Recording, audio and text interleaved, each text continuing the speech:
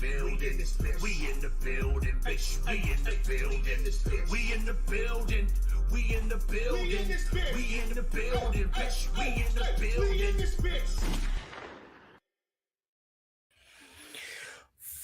Finally, RZeroB and PTA have come back to Giants Talk, which means that RZeroB and PTA have come back to BGN,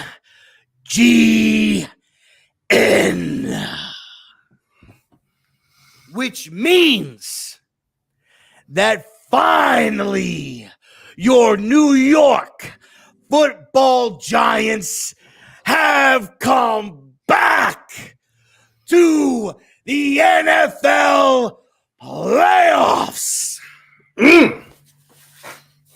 Now, we know some of you Rudy Poo, candy ass, candy fans of your franchises didn't think you'd see Brian Daboll, Daniel Jones, Saquon Barkley, Kayvon Thibodeau, Sexy Dexy in the postseason. Some of you wrote us off. Some of you said 3 wins. Some of you said 0-17. Some of you said, so I think they did. Some of you said 4 wins, 5 wins. I personally said 7. My co-host over here, I believe, said around the same. And your New York Giants did not disappoint.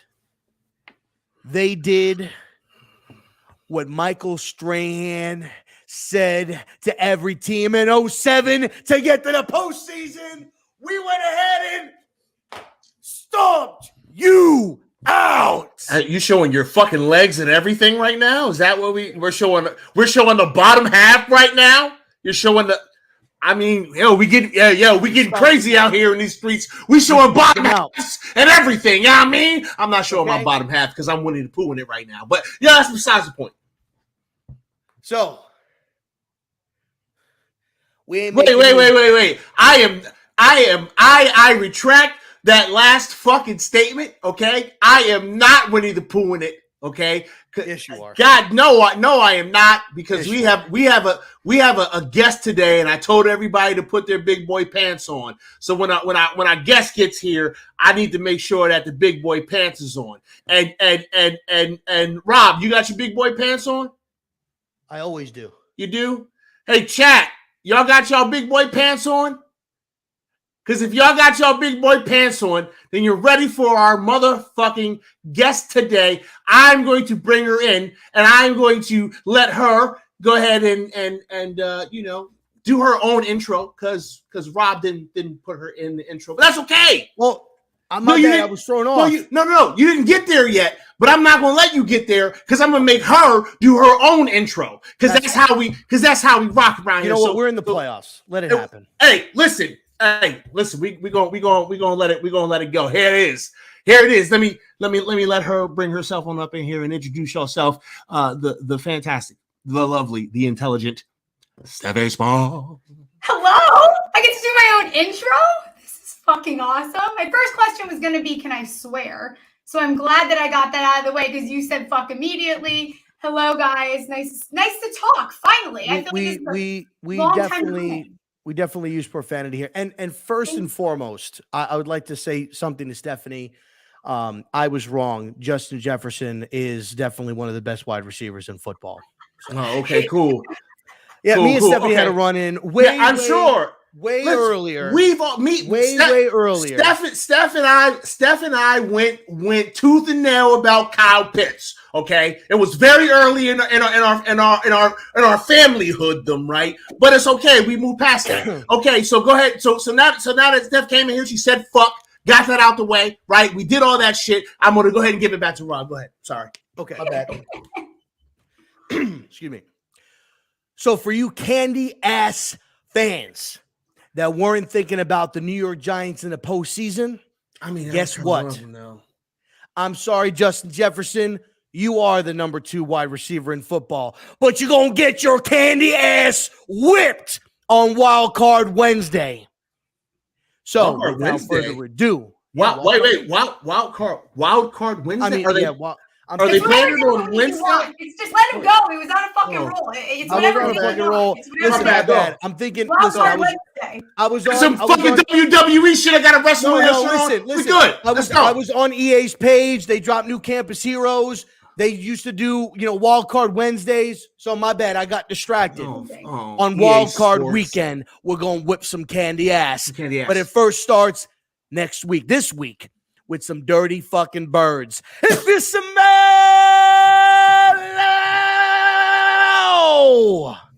what RZeroB, PTA, and Mrs. Smalls and her little wine drink that she's got there. Yeah. Oh, wait. You didn't tell anybody to grab a drink? I'm sorry. Well, I mean, I figured I was allowed to because I thought grab a snack. Thank you. Listen. I was waiting for you to tell me to grab a drink, and I got it now. It's bad for your teeth. I got free dental, man. I'm a retired military, bro. These are fake anyway. Look, let me take them out. I'm kidding. That doesn't mean that you need to get dentures at your age. All right, so check this out. Before we go anywhere, before we start talking about the New York Football Giants and all that, I have a very specific question for our guest. Steffi Smalls, I need you to tell me, who is your favorite rapper and why is he Biggie Smalls? I mean, look at it right here. Did you know Steffi Smalls? I feel like people don't realize that there's a lot of layers to Smalls here. It's because I love Biggie Smalls. It's because I am a smaller human. And you guys are going to love this because I bet you don't know this. So there's 3 L's in Smalls. 2 of those are all Tom Brady's L's. 2 come from Eli Manning, and 1 comes from Nick Foles, who I went to college with. So there's layers to this shit. There's layers. I mean, this was a calculated move. Well calculated. There was no way that they didn't have Smalls with 2 L's. No, that was taken. So I'm like, we have to make something out of this. And this is the first guest that we've had that has brought a number 2 pencil. I have it. If not, I'll be like this, up and down, all over. I'll start touching my hair. Then the chat will be like, all she does is touch her fucking hair. I'm so glad. You know, Steph. I've just sat back and I've watched you grow over the course of these years, and I'm so glad that you recognize that. I'm so glad that you bring. Hey, listen, y'all. You all get a peek behind the camera when y'all come here, right? Because this is us just shooting the shit, right? Yeah. But I did notice that Steffi gets the jitters. And you gotta, but I do the same thing, right? Because y'all notice that I do this all the time. It's my comforting move, right? And I don't know why, but this is what I do. It helps too sometimes. You gotta self. Yeah. It keeps you. It keeps you grounded. Okay, cool. All right, let's get into this. So I want to go ahead and let everybody know that a couple of years back when the New York Football Giants they had made a decision about quarterback and the future of said quarterback. There was someone who used to describe the individual that we decided to be our quarterback. She used a phrase. I'm trying to think of what that phrase was. It's on the tip of my tongue. Oh yeah, sex. That was the phrase.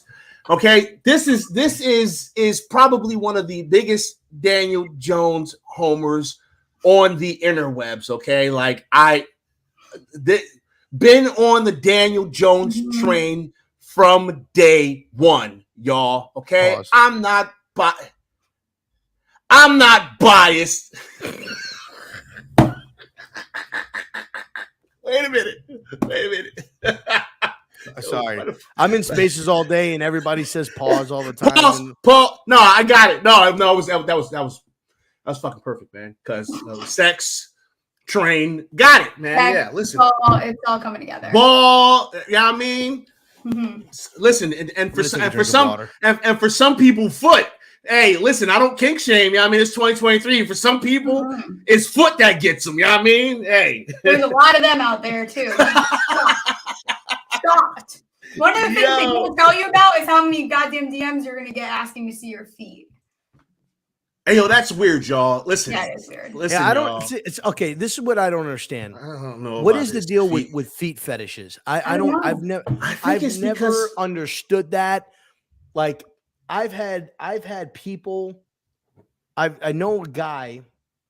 Wait, no, Rob, you are not getting ready to expose nobody for liking feet. I had a friend of mine. I had a friend of mine. He had a friend of his. He used to work with. Guy he used to work with.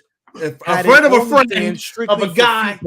Yeah, of a guy, and they was on OnlyFans for feet pics. So I don't understand like what the deal is. Like, yo, can I just see your big toe one time? Like, hey, yo, wait a minute. So what you're telling me is that a friend of a coworker, of a cousin of a friend, of a brother of a sister, puts her feet on the internet. You don't know who she is at all. You ain't never seen these tootsies on the internet. It wasn't her. It was a he. Oh, it was a dude putting his feet on the internet? I just said a friend, a guy I used to work with. His friend had an OnlyFans. He must have really pretty feet. I would hope. I have pretty feet, but. Hey, yo, fuck this, man. How about them goddamn Giants, y'all? I don't know what the fuck happened here, okay? But that's enough. That's why. That's enough feet. That's enough feet. Everywhere Steffi goes, she brings sex. Goddamn. Okay, check it out. Yeah, so let's talk about this past weekend. Okay, yeah. Colts game. Huge domination. Okay, yeah. 38-10. Domination. Sorry. And I hate you, Pest. I really fucking do. I didn't say nothing. I'm just sitting here, bro. I'm just here, man. Anyway. So 38-10. Overall, probably the most complete game that the Giants played the entire year. Special teams, defense, offense. Yes. Daniel Jones, 4 touchdowns, 2 through the air, 2 on the ground, 91 yards rushing, 177 yards through the air. Amazing job there. Landon Collins, my guy, pick 6. Love seeing that. Sexy Dexy, with the sack. Kayvon with the snow angels around the world. Hey, yo, I love that hit. I don't care. Listen to me, y'all. Listen to me. Y'all know me, okay? Y'all know how I get down. I ain't never cared about the safety of the quarterback when I was in the process of laying his ass out. Now, afterwards, it was all said and done. If I found that he was hurt, that would suck, right? But we talk about football here, y'all. I played football. I put people on the ground. My fucking tagline is murder on the field, y'all. Y'all think I was concerned about his safety in that exact moment? You think he was? Come on, man. It's football, y'all. Did you see when Jalen Smith stopped the second he got the littlest? That shit made me so fucking angry. I remember tweeting on these refs have these guys not even complete. He backed off. I actually have to go back and clip that because it was one of the stupidest things I've ever seen. I'm like, this is what's wrong. It's why I have a hat that says bring violence back to football or make football violent again, whatever it is. But yeah, that was crazy. The Jalen Smith, he literally bumped him and was like, shit, and pulled his hands off. I'm like, yeah, I think it was a combination of, a couple of things. One, I don't think he wanted to get the flag. Yeah. And then 2, I think he thought he threw it because he turned around and was looking for the pass. But I agree. It's, they don't want to get a flag. I saw a breakdown of quarterbacks that have got roughing the passer penalties throughout the year. Mm-hmm. Daniel Jones has gotten 0 this season. I think the top. I think it was Aaron Rodgers had 6. I think Tom Brady's always got. Nothing is shocking about the first 2. Yeah, Tom Brady's paying refs. He's paying them off. He took his settlement. He took his settlement from the divorce, and he's like, "Yeah, here you guys go. Just call every flag against me if you guys can." So it's which, to be honest, if there's a chance in the playoffs we could meet the Bucks, and that makes me nervous. I don't give a fuck about that, yo. No, I'm talking about from a flag. Give me Tom Brady. I want him. I tweeted him. Feed him to me. I want to kill him. I want to kill him too, but well, not like that. Let me rephrase. I want the Giants to kill him on the field. Sorry, YouTube. Feed him to me. The thing is like, I'm talking about like from a flag standpoint. I have a feeling he's going to get a couple of calls that are going to be game changers on some drives, and that's what makes me fucking nervous to play him. Because the way our guys play, the way that they're like, I have a feeling they would probably call it.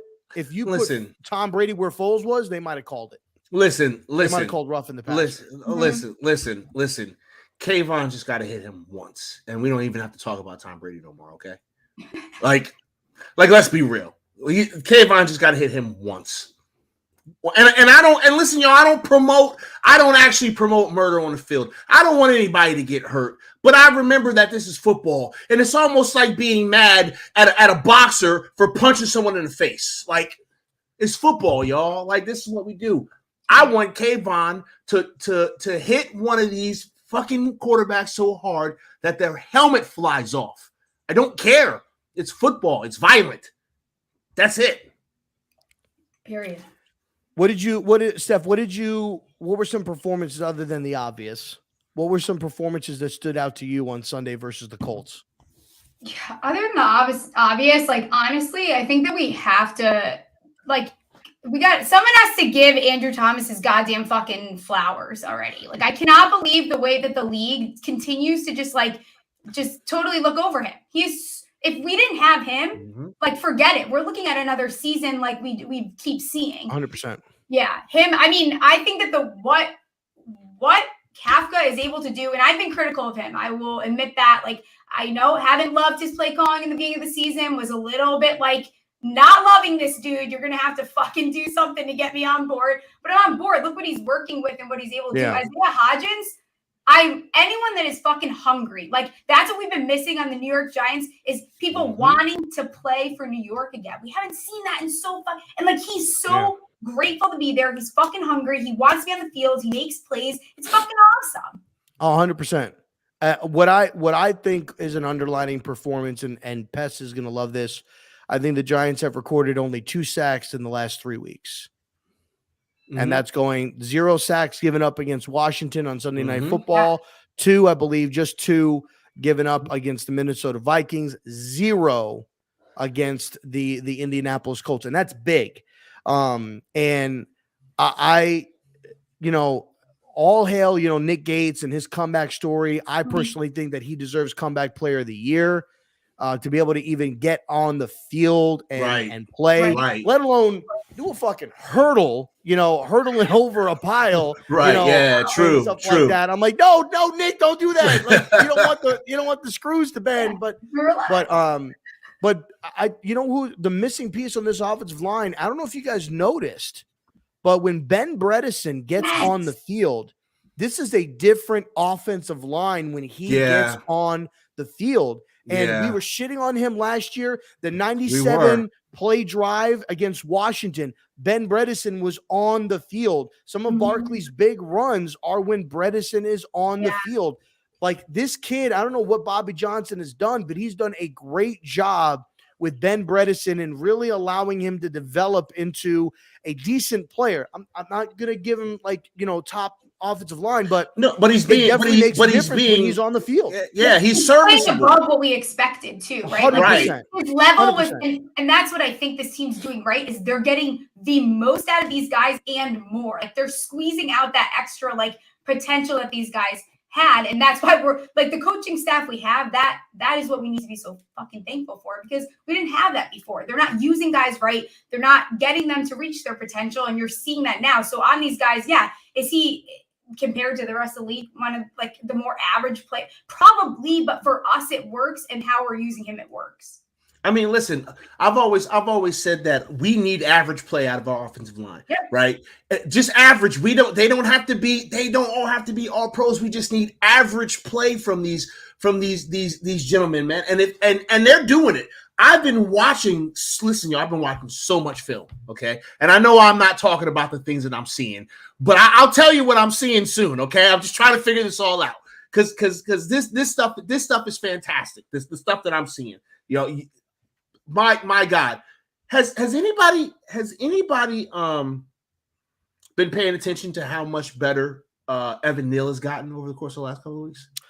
I mean, since he's been back, I mean, he had a rough showing against Minnesota. I think Daniil Hunter beat him once, but he's listen. He's out. Yo, he's out there battling him. Anybody who's doubting him or thinking he's a bust because he was taken at number 7, like, get off your fucking high horse. Because if you look at it from a statistical standpoint, rookie to rookie, he's having a better rookie year than Andrew Thomas did when he was a rookie. And so absolutely. And I think also, oh my God, wait, what the fuck was I was going to say? Oh, the other thing that people are forgetting too, if you look at who Evan Neal has been matched up against and what he has had to face this year, like, it's been intense. And it does not surprise me that he has struggled. And these guys are going to struggle. And again, like, I've tweeted, like, Evan Neal starting to fucking piss me off, dude. Like, it's like getting to a point where it's like, I know you're a rookie, but you're pissing me off. But I'm trying to not overreact. I try not to overreact. I actually haven't gone back and I haven't looked at any film since he's been back, just with things being so crazy. But if you say it, I believe you. I think that he's going to be just fine. Listen, he's out there, and I'm not saying that he's winning every rep, y'all, because he's not.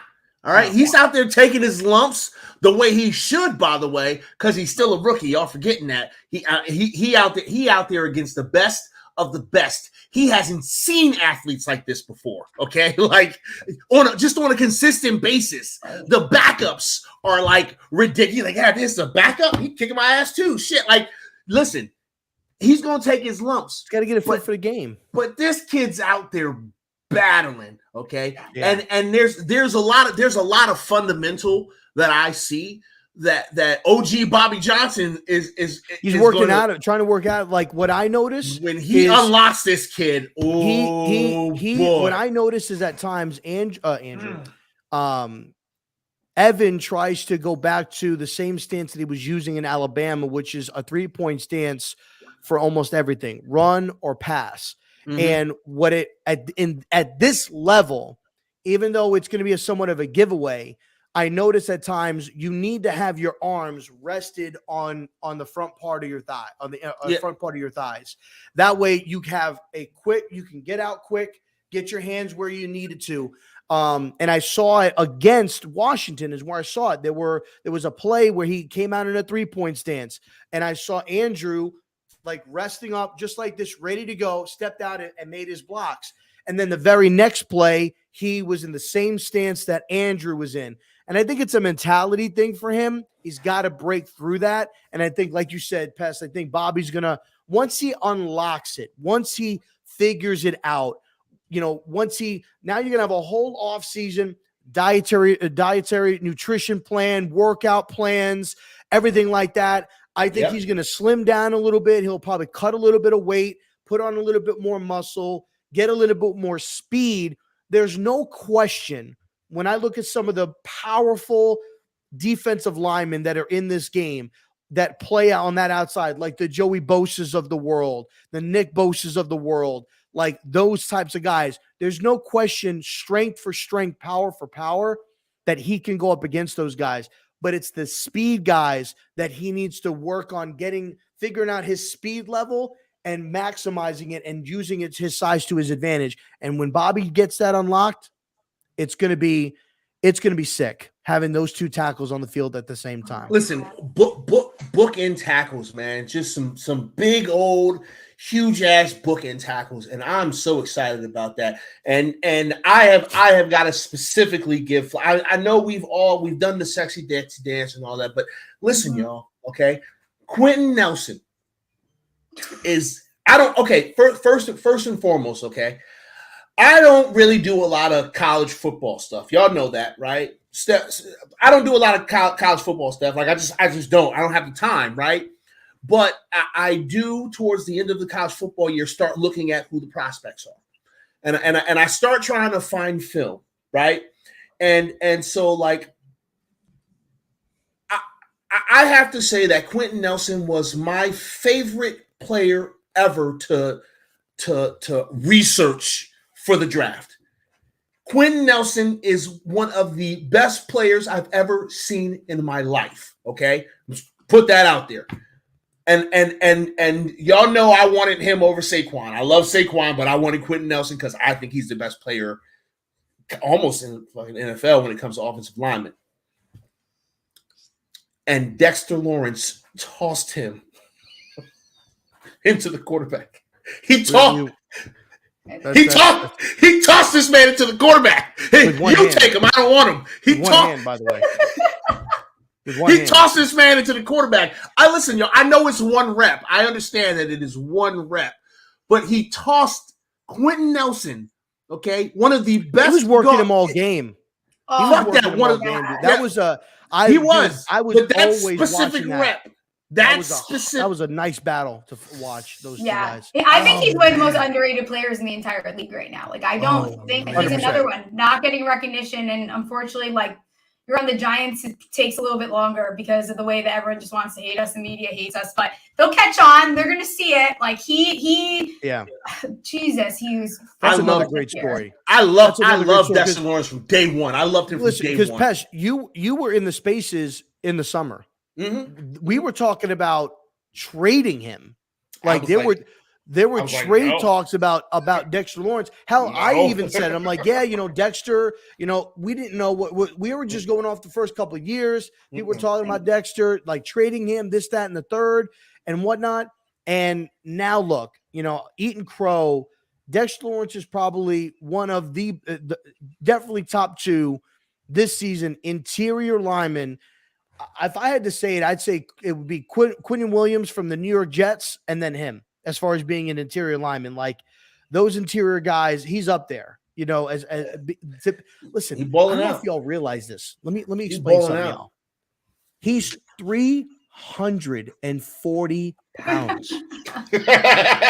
300. He's so fucking big. 40 pounds. Like you could hide Leonard Williams and Jalen Smith. Actually, that's false.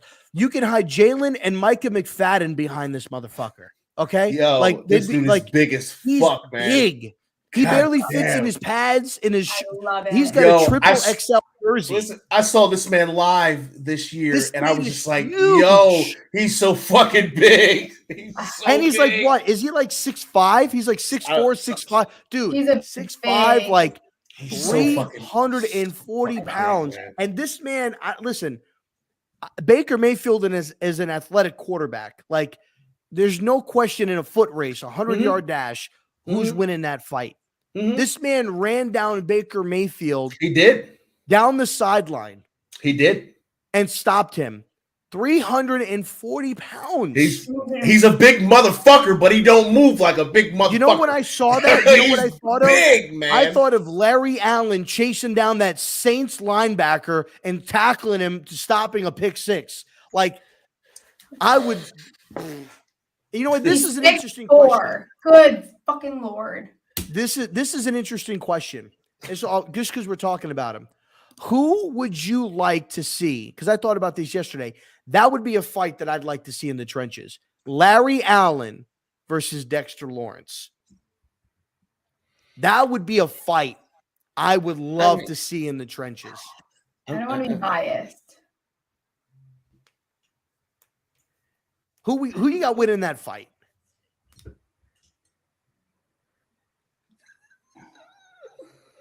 I didn't make a choice, but I was like, that would be I was just saying that would be a fight I'd like to see in the trenches. You'd have to do best 2 out of 3, I think.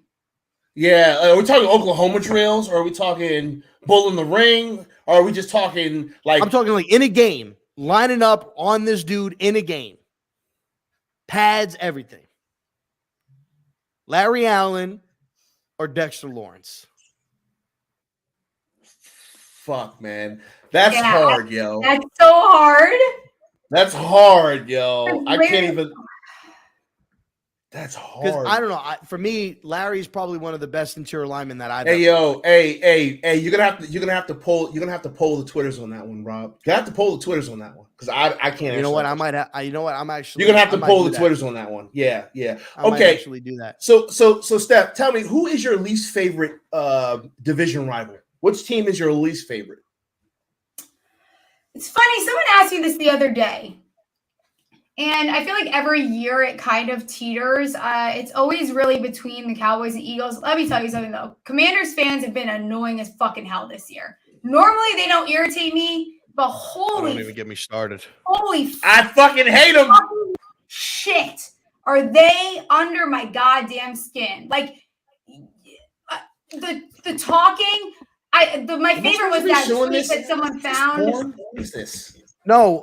I was showing this. You didn't put. It was literally sitting up there. Hold on here. No, get that shit out of there. I don't know what the fuck right that here. is. This is what I was showing. You can't. Hey, yo. First of all, we're in the middle of a fucking show, right? Steph is a fucking professional. Okay, she's a goddamn professional, and you're doing weird shit in the fucking back. What the fuck is this? What is this? What is this? Why is your Discord there? Is this your fucking cell phone? Coach of the year. Don't get me started Coach of the year because Coach of the year is Brian Dable, and I don't want to fucking hear anyone say anything else. And y'all see my Twitter? Yo, Brian Dable, Coach of the Year. Shut up. All right. No, there's no fucking conversation. This is why shut up. It's so dumb. Shut up. He's Coach of the Year. That's it. That's it. What are you giving Sirianni it for? Look at his roster. Literally, look at his roster. Brian Dable, look at what Brian Dable has done with a team that has been on this, our trajectory for the past, I don't even want to say the amount of years because it's so awful. It's fucking horrible. We've been through hell and back. This team, you think about it. You walk into this season, everyone is questioning the quarterback. They're questioning Saquon coming back from injury. You have no wide receivers. You have massive contract, Kenny Golladay. Knew this, knew that, and then look at what he's done. It's not even close. You got the New York Giants, who everyone thought was going to win 3 games this year in the fucking playoffs his first year. It's not close. I don't want to hear it. Blah, blah, blah, blah, blah, blah. I don't care. Yeah. If anybody feels differently, fuck you. All right?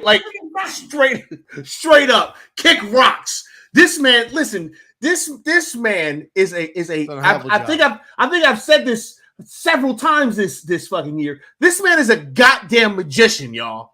Do y'all realize? What this man? I think Joe Shane's the magician. He's a magician too. They're both fucking magicians. They're warlocks. What Joe Shane has been able to do this year with the cap situation. Oh my god! And I was talking about this in a space that I was in today. Like when he did his mid-year, like right after the trade deadline, when he did his press conference, he was talking about having to probably do maybe potentially one more restructure just to get through the year. Mm-hmm. And that more than likely was going to be Kenny Golladay, which I know for a fact he did not want to do, but he couldn't do Leo because he already did Leo. Maybe you extended Dory, and this man didn't have to do it. And what he's been able to do, phenomenal. Kudos. Yeah. I think easily executive of the year and GM and coach of the year right there with what you've been able to do. It'll more than likely go to Howie Roseman, but for the executive of the year, but definitely in the running because what he's able to do this year, phenomenal. It's so funny now that the Giants have won the games. Everyone's like, "Yeah, we knew you were going to do that." Like, shut the fuck up. No, you didn't. Like all summer long, all I got was crap from everyone about how we were going to be one of the worst teams in the league. Like Broncos fans just drilling me nonstop. I said the Giants are going to win more games than the Broncos. No what? Blah blah blah blah blah. No, you're not. Daniel Jones this. Daniel Jones that. No one respected us, so I don't want to hear this. No one's going to give us our flowers. We can fucking go to the Super Bowl, and no one's going to say a goddamn word. It's going to be all negative. Broncos fans. Yeah. Are those still things? Are there still Broncos fans? Y'all haven't left yet?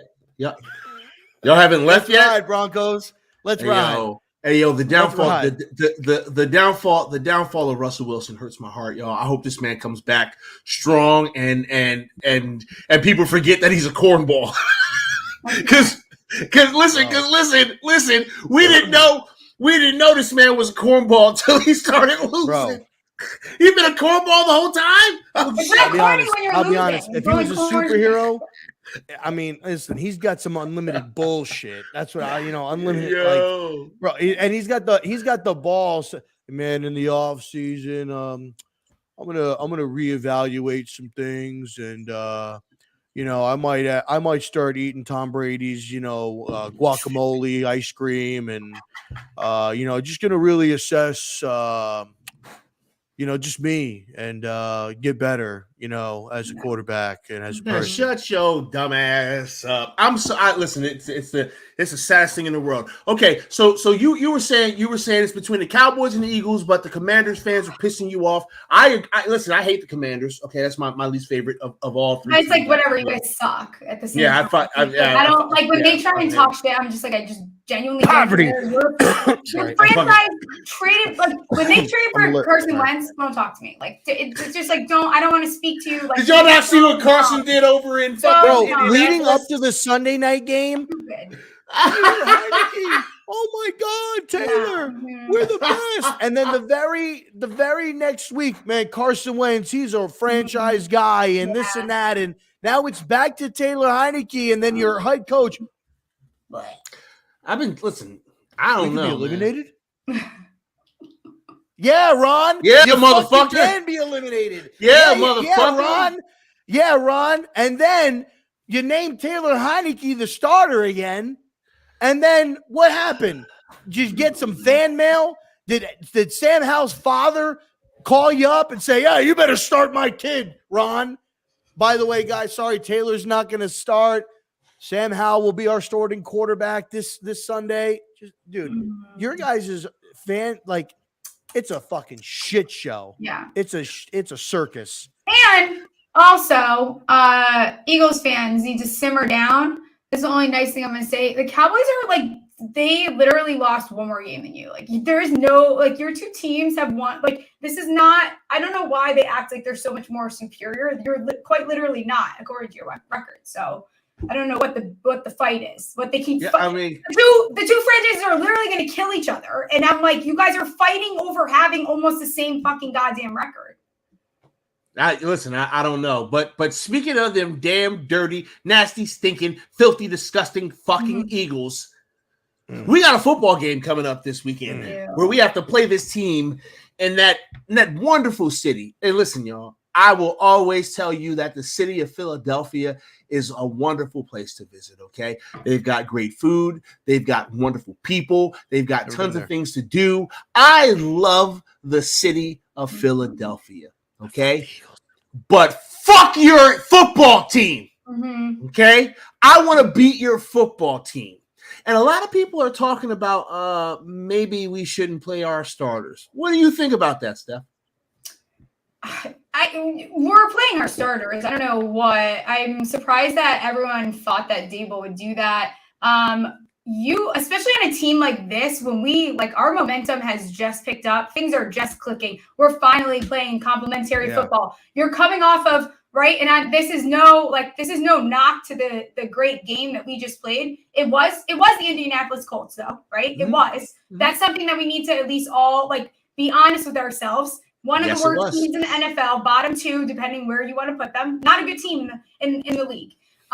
Coached by someone who has never coached professional football, college football, and maybe not even high school football. Yes, he was a high school head coach. Yeah. So take what you just did, and will I knock Dable for pulling a couple guys out towards after the half? I probably will not be that angry. But you go out there and you go to intend on beating the Eagles, which they put us in a horrible fucking spot because it's like, who do we hate more, the Cowboys or the Eagles? It sucks. For me, just beat them. After the Minnesota Vikings game, my partner over here I did say this. mentioned something about that game being like what the 07 Patriots game was at the end of the season. That's what I said about that Minnesota game. Yeah, I disagree with it. You this did. week, this is week? that game. Okay. This week, and now that everything has fallen the way that it has, I think my co-host would like to retract that.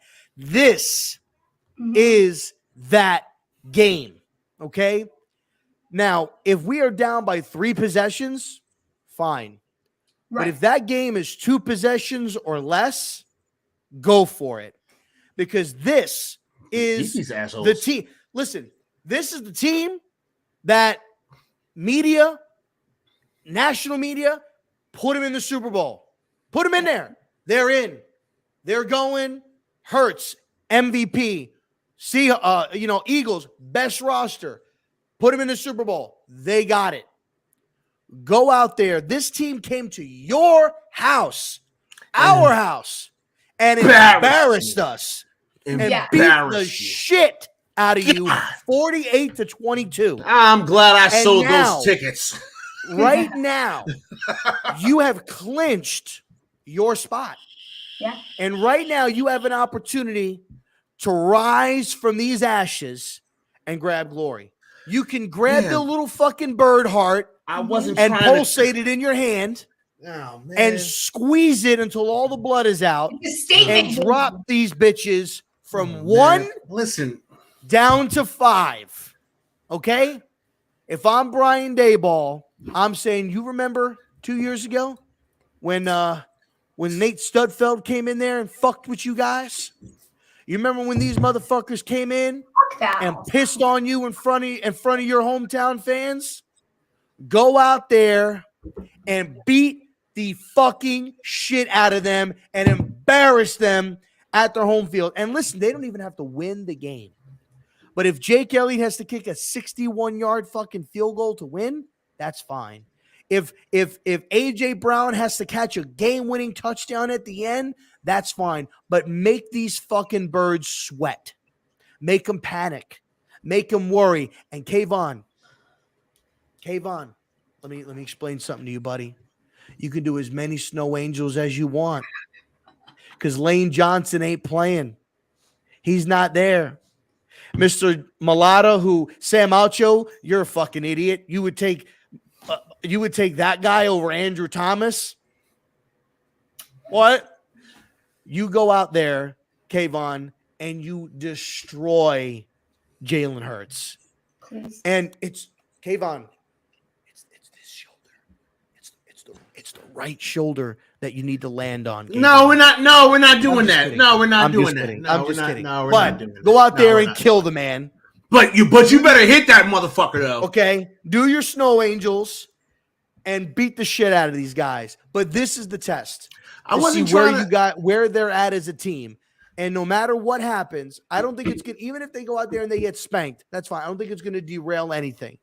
But if they go out there and they can compete, this will be what propels us into the playoffs. Listen, I wasn't trying to make an exact carbon copy of the 2000 season, and that's why I said the Minnesota game was more important. Because in my mind, that was going to be the measuring stick for us outside of the division. So I needed to see how, we already know what the Eagles are. Cool. But we need to see how we're going to do against a good team outside the division. And that's the reason why I said that I felt that game was more important than this game. Now, with that being said, I don't think anyone here, I'm looking around, look under the desk.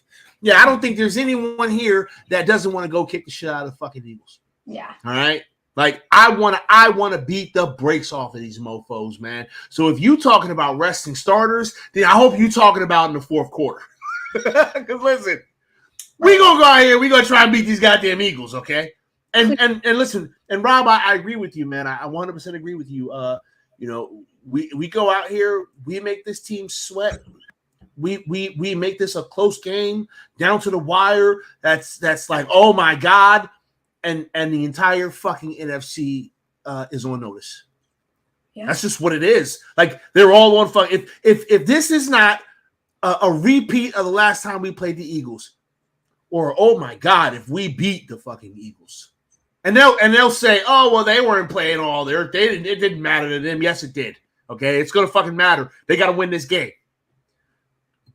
Go and beat this fucking team, man. We gotta do it. We have to. We have to do it. We have to fucking do it. Rob, how do we beat this Eagles team? How do we beat them? Same way that we've been. Listen, Daniel fucking Jones. Get him out of the pocket.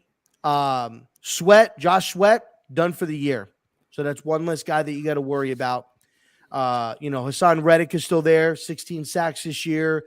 Good player, right? Mm-hmm. But that's one less pass rusher that you got to worry about. Get him out of the pocket, maneuver him around. If I'm Daniel Jones, listen, Daniel, there's a lot of good steak places in New York City. And Philly's got some really good fucking food.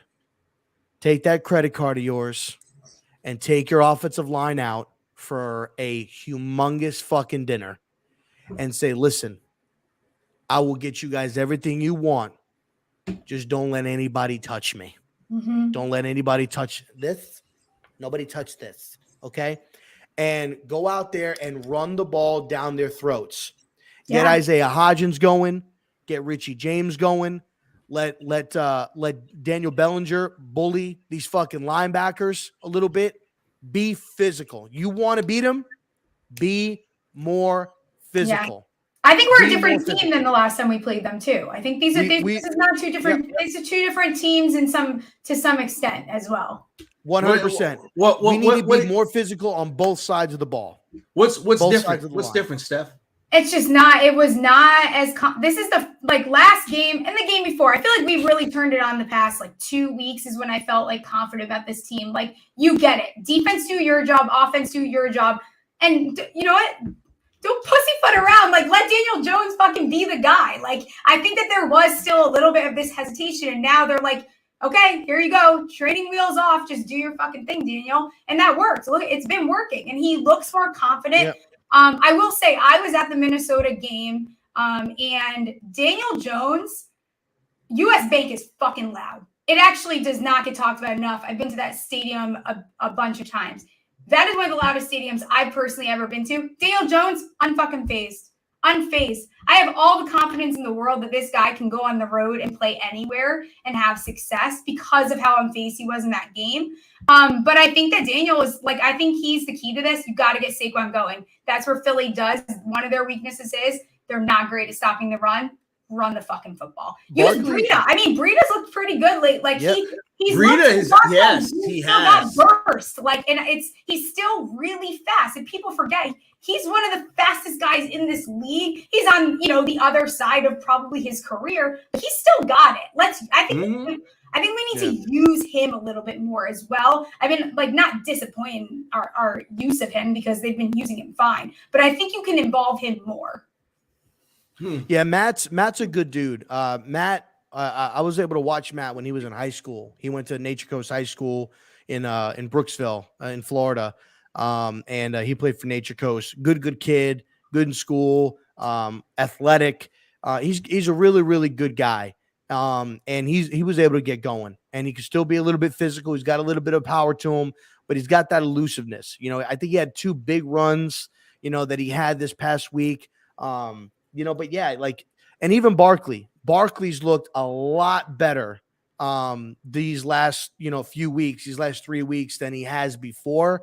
I think he's got his little engine going back again, and here's the thing too. And Stephanie, you brought up a very good point. So we came back from a bye. We beat the Houston Texans. We lost to the Lions, followed by a loss to the Cowboys. I think we tied with Washington, and then we played Philadelphia and got our asses kicked. Mm-hmm. And then we had to turn around and play Washington again on Sunday Night Football. So think about that. We lost on Thanksgiving. We lost to Detroit. We suffered all those injuries in Detroit. Adoree, all of those guys had to turn around and play a Thanksgiving game against Dallas Cowboys. Then had to go and play the Philadelphia Eagles. Now our defense is healthy. Adoree might be playing. X came back last week. Coming back for another game right now. And now here's the thing, a little bit more depth because Nick McLeod, Fly, like these guys got some burn. And listen, Nick McLeod may not be the best coverage guy at times. Physical, not afraid to come up, make a tackle, get physical at the line, bump you, he'll play tight with you. He can come up and make a play. And Fabian Moreau, I think, had a bounce back after he had an embarrassing showing the first game against Washington in the tie where he got exposed a little bit. He's bounced back a lot since then. I agree. I love Fabian Moreau. I love him. We're a different team now than we were when we played them the first time. Even on offense, we're healthier on offense. We're in a little bit more of a rhythm on offense. So we were banged up, and we're. And people forget, like we just got Isaiah. Like that dude's just got here. Like he's been here for like 3 weeks. Like he's not, and that's what I think people are forgetting. Like he's all the media starts talking about this and that. Like people forget.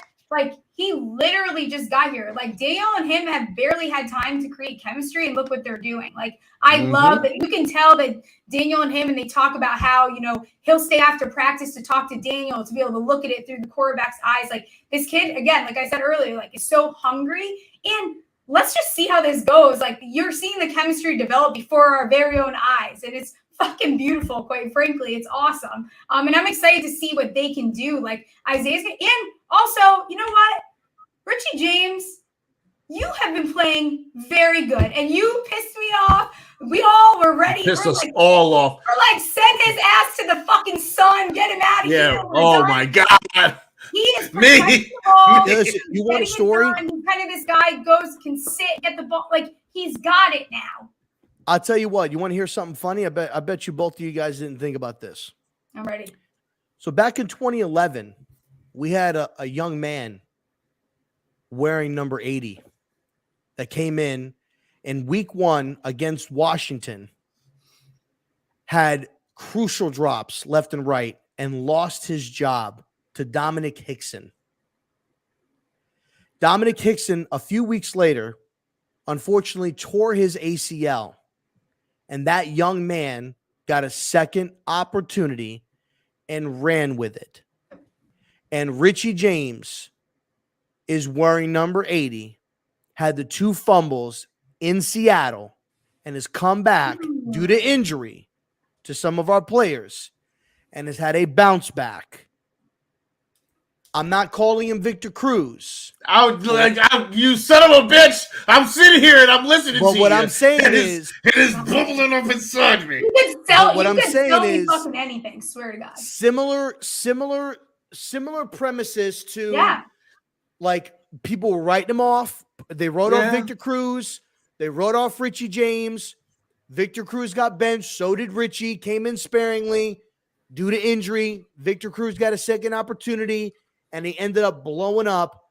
And Richie James has now got his second chance due to injury, and he's ran with it. And he's played well. He's made catches. He's done his job. Good on him. Good on Isaiah. Continue to ride it because, and for all you guys that were hoping Kenny Golladay was going to get some burn on Sunday, imagine he don't get any fucking burn. I'm sorry. I'm sorry, Kenny. I'm sorry. It was my fault. But $17 million bench warmer. You can't, Okay, so I asked Seth to bless us with an hour of her time, and we're almost at that hour. But I do want to talk about one final thing before we get out of here, okay? And that's Daniel fucking Jones. Listen, y'all. Listen, y'all. Behave, Pest. I'm not going to apologize for a goddamn thing that I've said about Daniel Jones throughout the course of this evolution, okay?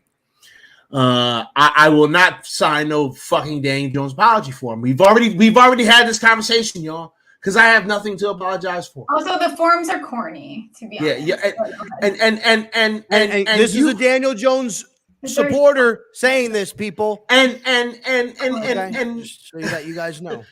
And so here's the deal. I'm not gonna apologize for the shit that I said about DJ because I was always fair with this young man. Okay. But DJ looked different this past weekend. There was a spark. There was a fire, man, and it felt like this man possibly arrived. I don't want to say that, right? Because we don't know. Right? We've gotten some bangers from Daniel Jones in the past. We're not gonna sit here and pretend like this is his first banger. It's just his best banger, okay? This is best banger. But he's had bangers, all right? But it just felt kind of different. And I got to be honest with y'all, okay? Because I'm still not going to get on the Daniel Jones train. I would just feel like that would be disingenuous. But I'm going to always give this kid his flowers. And if he's the guy and Brian Daboll can turn this guy into a rock star, then sign me the fuck up because I need the Giants to have a good-ass quarterback. All right. And I'm going to be completely honest. I'm going to give all the glory to Brian Daboll. I'm going to give all the glory to Kafka. Okay. And I'm going to say that Daniel Jones is doing what the fuck he should have been doing because his goddamn kid is athletic as hell and he's smart as fuck. And he shouldn't have been having many struggles. Right. But I understand the situation sucked for him. And I get that. Yeah. Okay. So I'm excited about the combination of Brian Daboll and Daniel Jones. And I'm sure that we're going to probably bring this guy back some way or another at the end of this year. Seth, you get to give Daniel Jones his contract. You get to give him whatever contract you want. Keep in mind, we got a salary cap and we got some other players that we need to re-sign here. So how are you re-signing Daniel Jones? Because I know that you're going to. Tell us what you're going to do.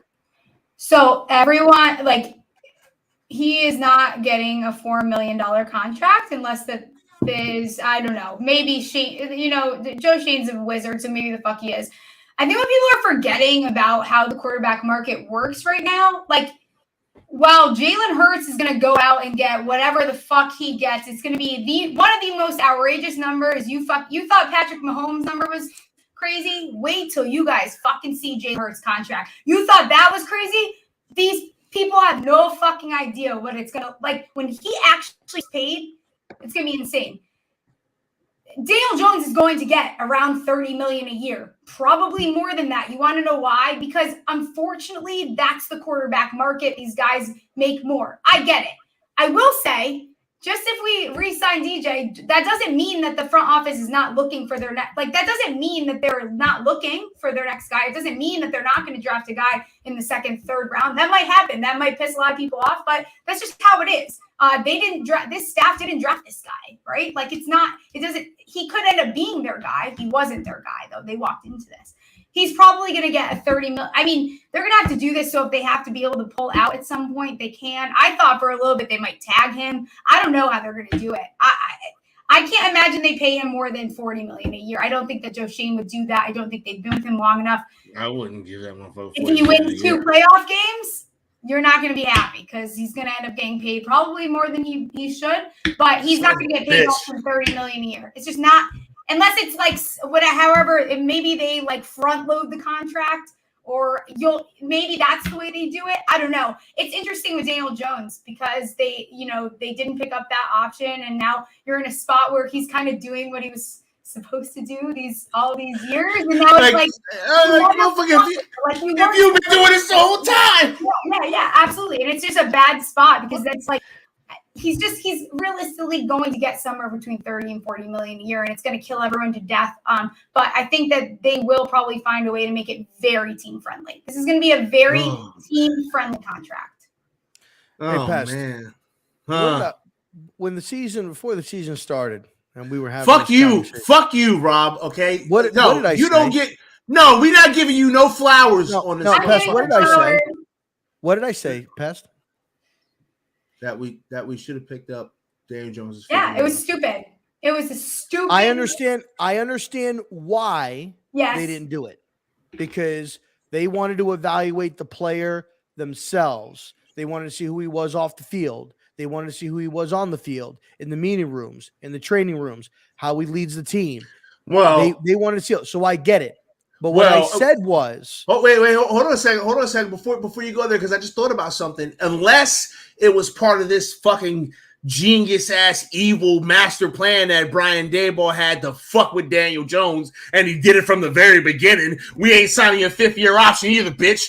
DX chop, motherfucker. Like, unless I don't know. I don't know. But what I said during free agency during the time was, I thought that they should have picked up his 5th-year option, because if he plays well, you're on the hook for $25 million. And then if it doesn't work out on that 5th year, you could trade him just like they did with fucking whatchamacallit with Baker Mayfield. You get rid of him, backup, whatever the case may be. But if he plays good, now you got him. You don't have to worry about either signing him or tagging him for a lot of money. And sure enough, that's exactly what happened. My opinion with Daniel, I think that he's earned his 5th-year option money back next season. I could see them doing a 3-year, $75 million contract, fully guaranteed maybe, or $50 million guaranteed, where it's $25 million a year. Although the market is what it is, I think it also goes on production, because Mitch Trubisky's not going to go out there and get $35 million a year based upon his statistical numbers and what he's produced. And collectively, Daniel Jones statistically is on that level of of Mitchell Trubisky from a statistical standpoint. He is a starter, but from statistics, he's on that level of pay. Me personally, this is, again, I'm going to make a prediction, just like I did previously. Daniel Jones is going to get a 4-year, $90 to $100 million contract. Okay. I think that comes or equates to just over about $25 million a year. And really a 4-year deal is really a 3-year deal, because you can get out of it in 3 years. His cap hit next year, so this offseason, will be somewhere around the $14 to $17 million range, so that they can go out and get assets. Next season, in 2024, he will get all of his guaranteed money next offseason. So next season, so 2024 offseason is when he'll get his money. That's when we're projected to have about $180 million in cap space.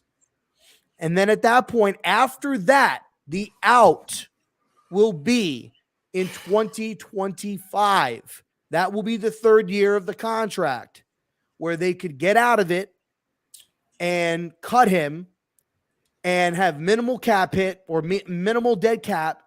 And at that point, they could go and draft their quarterback, move up with their assets, and get a guy that they want to go with. That's what makes, to me, that's what makes the most sense if they're going to bring him back. For me, from a financial standpoint, and that you could still build the team, you can sign him, you could lock him up. And to me, that seems fair. And you know what? Maybe they have a side conversation and say, yo, Daniel, listen, because listen, after 2 years, let's just say after next year, he does this again, does better than he does. Because obviously you bring him back, the expectations go up, right? If he does, I would expect him, if they go out and get him a couple wide receivers, I'm expecting 4,000 yards. Like, I want him to break the 4,000 yard mark, have more touchdowns, 30 touchdown passes. Like, that's what I'm expecting. Okay? There's going to be a lot of incentives in this contract, I think. A lot of incentives. It's going to be very 4,000 yards. Yeah. Yeah. Touchdowns, rushing, like stuff like that. Very, very incentive based where he can make more. And at that point, I think that's very, very friendly. And I think Barkley gets tagged. So think about this. Yeah. Barkley will get tagged at 10.5. Daniel's cap hit next season is, we'll just say it's the high, 17. So for less than $20 million next year, you have Barkley and Jones on the roster, which gives you play to go out and get guys like Tremaine Edmonds, who's the middle linebacker from Buffalo, Ben Powers, a guard from Baltimore. You can go ahead and you can draft a receiver or a corner in the first round. Maybe you make a trade for a T. Higgins from Cincinnati. Or maybe you go and you trade a 2 and a 5 for a DeAndre Hopkins from Arizona. And you get a bona fide number 1 guy to have on the roster. And you run it. And you go. And you see what happens. To me, that's what makes the most sense if they're going to bring him back. Okay. If they're going to do a 2-year deal, it's not. It'll work, but you're going to be now. You're talking 35 million, 36 really, between Barkley and Jones, and they're only going to have about 60 million in cap space. So you're talking about half your cap is in 2 players, and you still have to add to the roster. You have to still sign guys. That 2-year, now you're going to start doing Dave Gettleman deals. Now you're going to start backloading contracts, and you can't do that. And I think that's why you've heard them rumbling about it already, because these conversations are already like they're going to start talking about this shit because it is going to take a little bit of thought of when you go about this contract for sure. I see, and this is where I find myself at, because like I like your idea, Rob. I actually like your idea a whole lot, man. And that was like what? That's like 25, 26 million a year, something like that. I mean, like I was thinking like, all right, maybe we go with like somewhere between like 85 and 90 million for 3 years, right? And maybe you work it so that like the money still kind of gets moved around a bit, but he's still gonna get that money. And then maybe within that second year, if things are looking up, well, we're gonna give you an extension. We're gonna give you your money later on anyway. Like that's kind of where I'm at in regards to how I would handle this Daniel Jones situation, because I don't think we need to pay this man $40 million. I don't think we need to do that. Okay. But I kind of agree that I don't know if we're going to get away with anything less than 30. Maybe we can get down to 28, 27 year 1 and moves. I don't fucking know, man. Well, but like this. The thing with the market is everybody thinks that this market for Daniel Jones is going to be big, right? Mm-hmm. So let's address that really quick. While I know, Steph, we were a little bit over on time, but let's address it really quick. I heard Arizona is a team that could make a run. I doubt that. They've got Kyler Murray, even though he's going to miss all of next year with a torn ACL. I don't think that they're going to go and commit $20 to $25 million to Daniel Jones. And if they were, and we could offer him that, I think Daniel Jones comes back to the Giants. The New York Jets are a playoff contending team. I think they have a great defense. They have some good offensive weapons there. Breece Hall was looking good before his ACL injury. He's going to be coming back. I think they're going to be in the Derek Carr, Tom Brady, and potentially if Aaron Rodgers wants out of Green Bay, they will. Those are the 3 quarterbacks that they'll be looking into. Maybe a Ryan Tannehill or even a Jimmy G, because I think depending on how Brock Purdy plays, Jimmy G could be out, and Robert Saleh is the head coach there, and there's familiarity. So Jimmy G could be a guy that they also bring in. Indianapolis, they are going to be in a position where they're going to draft a quarterback, and that quarterback is going to start week 1. That's who it's going to be. More than likely, it's going to be a guy like Will Levis. That's going to be their starter going forth. He went to Kentucky. Kentucky's not that far from Indiana, so that's more than likely where he's going to go. The other teams that are looking for quarterbacks, Houston, they're going to be picking top.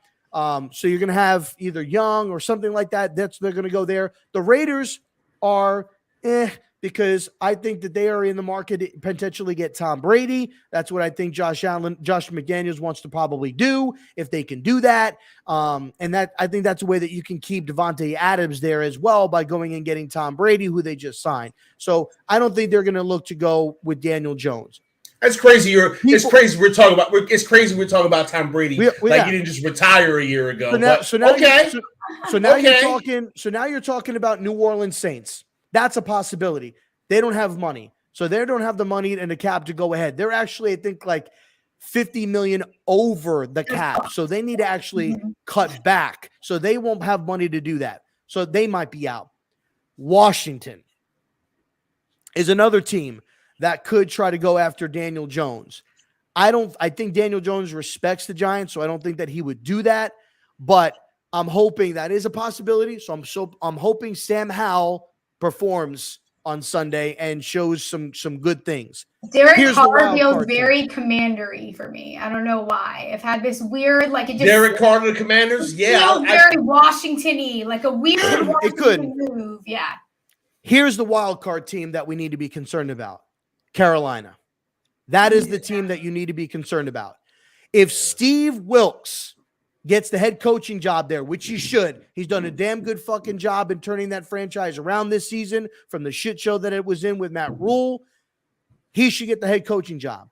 If he does, Sam Darnold will return there on a 2 or 3 year deal, and that will leave no suitors, okay, for Daniel Jones. 0.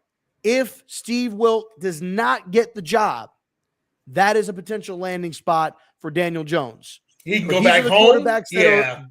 These are the quarterbacks, though, that are ahead of Daniel Jones in free agency. Tom Brady, Derek Carr, maybe Aaron Rodgers, Ryan Tannehill, Jimmy Garoppolo, Marcus Mariota. More than likely Mitch Trubisky because they have Kenny Pickett there. So Mitch is going to want out. So Geno Smith in there. He earned it. Now, Geno Smith, he might still be back there. So that's 7 guys. I don't think that any of those teams that I just mentioned are going to look to go ahead and bring in. The other part of this where it's people I don't think take into consideration, you have a guy like Daniel Jones that has been in a rough spot. First and foremost, why would Daniel Jones want to go to the Raiders when he's had inconsistencies at the head coaching position and Josh McDaniels could potentially get fired next year? Why would he want to go back to a situation like that? He has a coach that believes in him. He's got a system that's there that works for him. He's had success. They're going to be back next year. He hasn't had a system this good consecutively for back-to-back seasons. And it's in a position where everything he's got, everybody's healthy. Everybody more than likely, as far as weapons, will be back. You bring back Richie James. Isaiah Hodgins is on a rookie deal. He's going to be back next year. Colin Johnson, who we had some chemistry with, he's going to be back there. He's still under contract. It makes the most sense. And if he's going to choose anywhere, if he has to choose, why not come back to the Giants? Oh, it makes total sense, yeah. It makes sense. Unless he's blown away, especially after what happened. And I'd like to end it with a prayer for DeMar Hamlin for Buffalo, especially after what happened with him. Go get your money when you can go and get it, because you never know when you're going to be when you're not going to be able to do it anymore. And 100%. If Washington offers him a bag, go get it, dude. Will I be upset? Absolutely. But go get your money, because you could be here today and gone tomorrow. And I don't know Daniel's personal life, wife, kids, girlfriend, I don't know, but go get your money. Go get your money. Go do what you got to do. 100%. So I don't think that this market for Daniel is going to be as big as people are implying. And I think a lot of the people that are implying that it's going to be big are doing it because they don't want him back. And listen, I'm all for moving on. I'm in support of what the regime wants to do. Would I like a rookie guy to reset the financial clock? Absolutely. But what I've seen, if they brought him back, I would be okay with it. I would understand it. If they do it the right way, I get it. I just want to know what the plan is. I don't want it to just be a half-assed plan where you bring him back and then you're bringing in, you're trading for DeAndre Hopkins and giving him a $90 million contract, and you're going and getting, this left tackle that's overrated and paying him $60 million. Like, what moves are you going to do to make the roster better? Right. And go with it. I want to know what the plan is. So we're not used to plans like that. They don't. It's been a lot of not fucking getting the picture. It's like of all these pieces, what the fuck make it make fucking sense, and we haven't got. I don't know how to be a fan of a winning franchise, y'all. So if this thing turns into a winning franchise, somebody will have to show me the ropes, man. Because I forgot what it's like. A minute, yeah. I forgot what it's like. All right, so here's what we're gonna do. Steph, please tell everyone where they can find you. Cool. Yeah, you guys can find me on Twitter at Steffi Smalls with 3 L's. Tom Brady's 3 L's, obviously. All my work is with Champions Round. Go download the app. It's really, really fun. If you like gambling, some games on there that you can play. All my content is there, but really you can find what I'm doing on Twitter and Instagram, and then go from there. Yeah, and if you're not listen, if you're not consuming her fucking content, I don't know what's wrong with you. Her shit is fucking very, very good. All right. She knows what the fuck she's talking about. Do me a favor though, okay? Tell those fantasy football motherfuckers that they need to chill in the offseason, man. Like they was right about Kadarius Toney, and that's fine, but they don't and they better be careful coming to Giants Nation, man. Did you see that shit over the offseason, Rob? How crazy it got between Giants Nation and that's why I don't claim them anymore. It's why you don't see fantasy football in my profile. I don't claim them. It's too much. It's a very toxic environment. I just like to point out we traded Kadarius Toney and we still made the playoffs. Yeah. Sorry, KT, but very true. Very true. All right, so listen, y'all.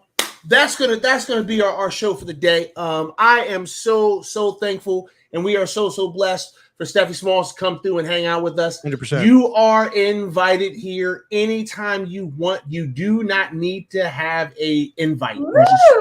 That's awesome. You just say, hey, Pest, what are you doing this Wednesday? I know you aren't going to be live, and I'll be like, I'll send you a link. Like, that's just what's going to happen. I need it. Because now I cover more of the whole league, gambling and this and that, and like I don't get to just talk about the Giants anymore. And that's like how I started and so it's nice to do this. I appreciate both of you for having me on. This is fantastic. Listen, anytime you want to come hang out with us, you just let me know. The door is always open. Matter of fact, here's a key because you family. So listen, y'all. We appreciate everybody for coming and kicking us with us this week. I gotta remind y'all something though, okay? Because first and foremost, we going to the playoffs, okay? Yeah, we are. Don't forget that we're going to the playoffs. All right. Don't know what's gonna happen this Sunday, but it don't fucking matter because this is year 0 and it's free. Okay, so all you assholes on Twitter, chill out a little bit. Okay, it's gonna be all right. We're gonna be celebrating the playoffs, and don't matter if we win a fucking game in the playoffs. We made that bitch, and that's what matters. We getting better. So listen, for RZeroB. One second before we go, ladies, everybody out there, man. I'm sure you guys all know. Make sure to go ahead and continue to pray for Damar Hamlin and his family. His oxygen went from 100 down to 50%. I believe there were some things that happened overnight, and whatnot for him. But at least he was at the hospital. He continues to fight. He continues to his battle.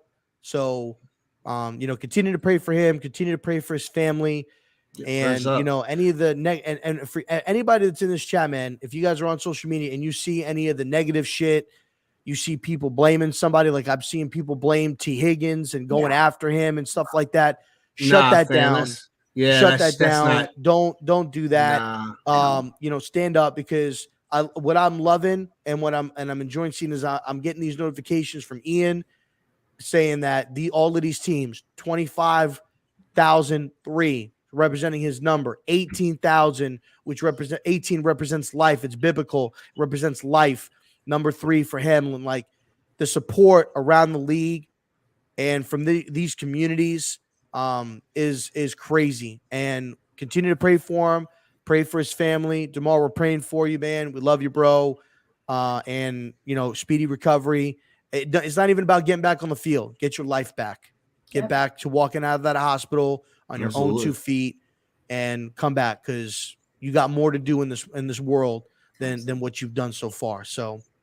Absolutely. Yeah, and definitely. Shout out to the Giants community. I saw a whole lot of y'all, contributed to his GoFundMe, that license plate guy I was talking about. I contributed to it, right? Mm-hmm. And so, like, listen, man, like at the end of the day, right?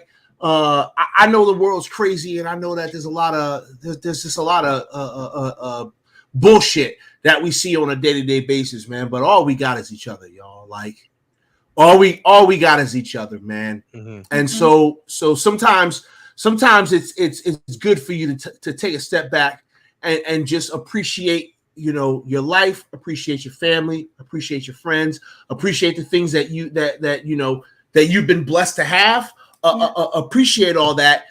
And then after you appreciate all that, then go make sure somebody else can enjoy that as well, because that's what this is all about, y'all. So listen, we're gonna end it on that, man.